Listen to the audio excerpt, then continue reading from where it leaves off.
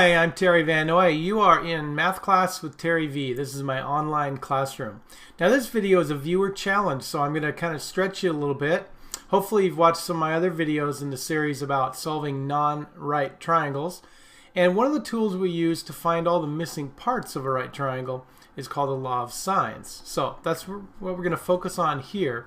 And this is what I mean by a law of sines. Hopefully this is a review for you. Now to solve a non-right triangle, you are going to be given some information about sides or angles of the triangle. And you know, if it's a right triangle, you can use Pythagorean theorem and definition of some trig functions and so on. But the law of sines is basically a ratio of every angle compared to its opposite side. Alright, and there's three sides and angles, of course, so the law of sines consists of these three ratios. Now to solve for one missing part, you just need to pick any two of these ratios and write an equation from that. Notice how you could also just flip everything over and have the length of the side ratio compared to the sine of its angle.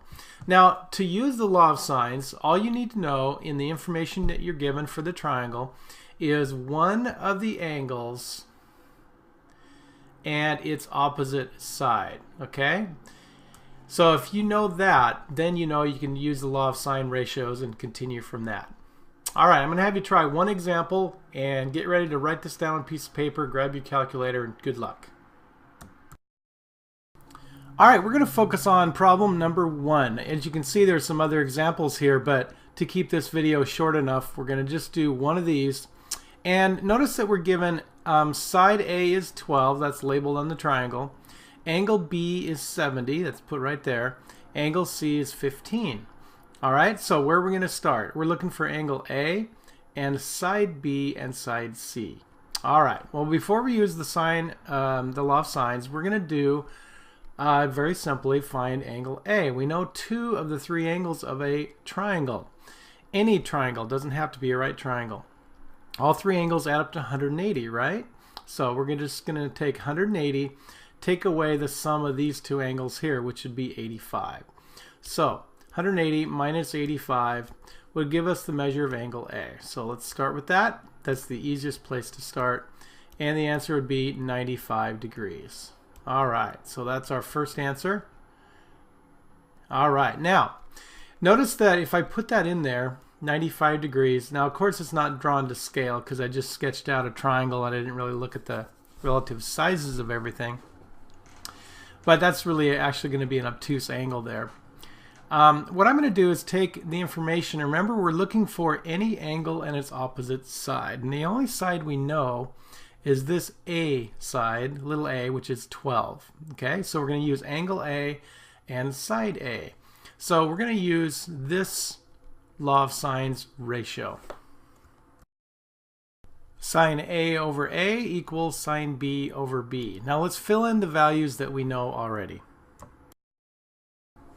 Alright, that gives us this. This 0.9962 is 4 digits rounded of sine A, sine of 95 degrees.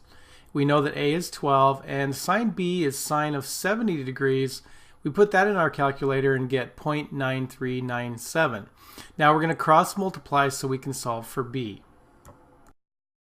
You can see the results here, and now I'm going to divide by 0.9962 so we can get B by itself, and we're going to do that on both sides, and now we will have our answer.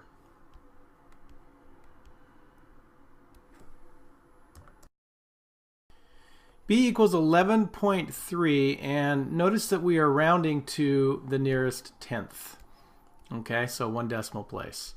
Alright, now we need to find side C, so we're going to use those ratios again. But notice that we already knew the sine A over A numbers here. Since we've already done that, let's go ahead and use that set of numbers and solve for C. Alright, so we have 0.9962 over 12, so sine A over A equals sine C over C. And C we know is 15 degrees. And that number value actually is 0.2588.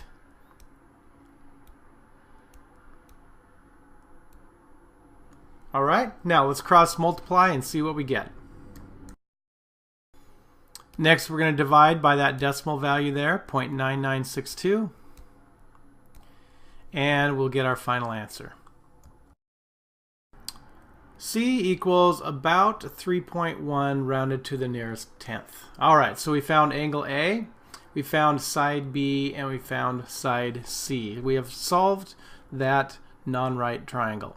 All right, so to use this law of sines, we need one angle and its opposite side, and use those ratios and you're off and running. All right, I hope that this was a good reinforcement for you, or a review, or a challenge. Thanks for watching. Send me some feedback and comments, and please share this with others. Bye-bye.